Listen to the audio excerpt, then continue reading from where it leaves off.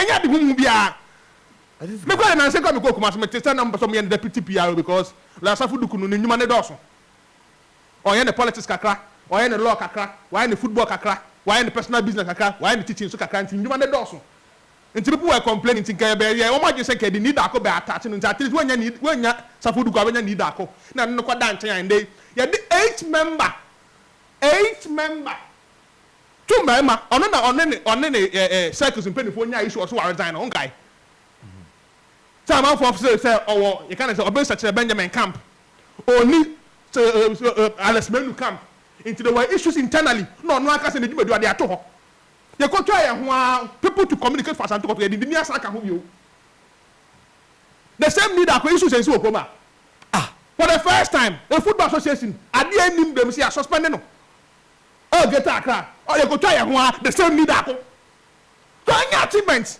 bring all these people on board.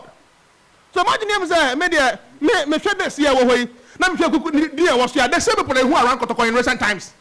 There is no new names, there is nothing new.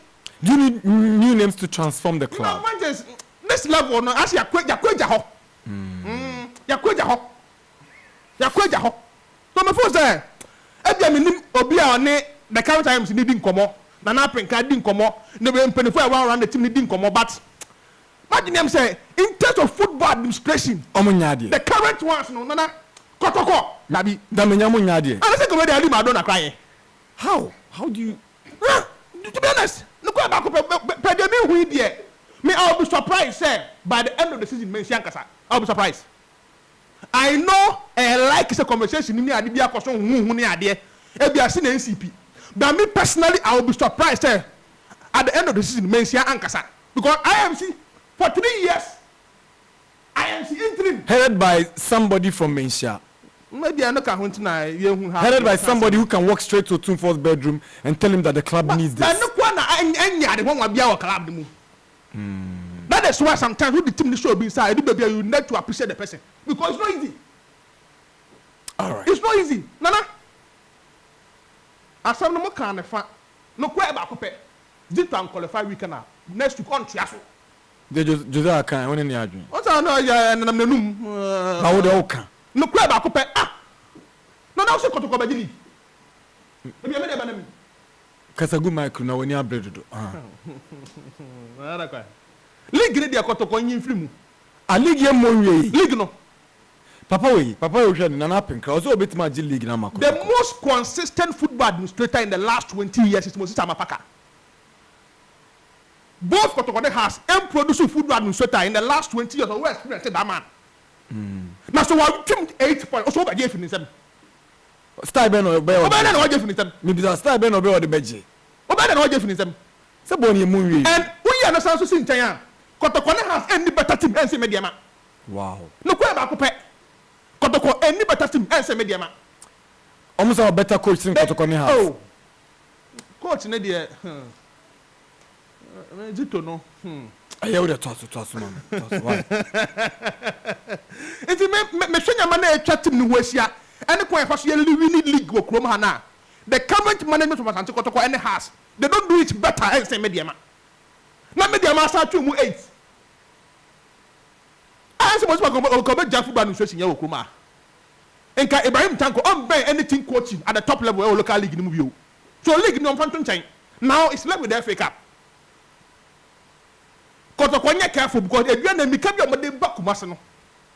Per what I'm hearing from Doma, emiko omode ba Kumase no.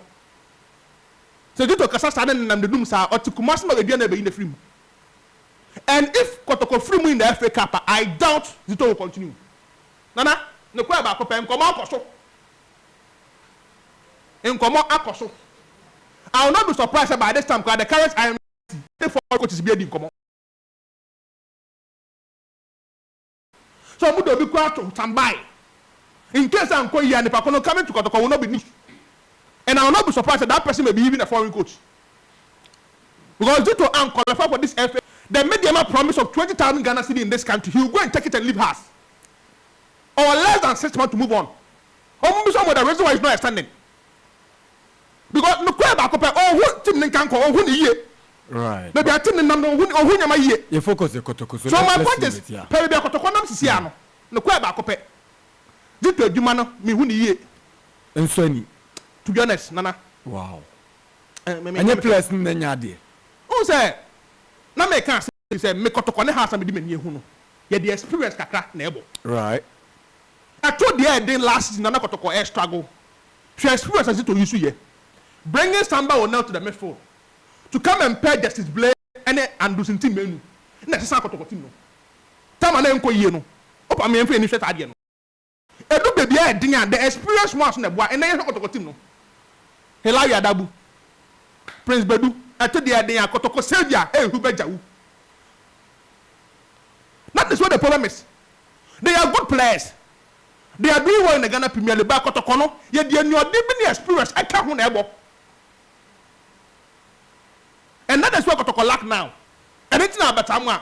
Okone ma sa ba ya, you can see oh you different from the players who are there. Go munye. Kotoko atu dey edin a player na o mo wela o no so Peter Abidu akwa.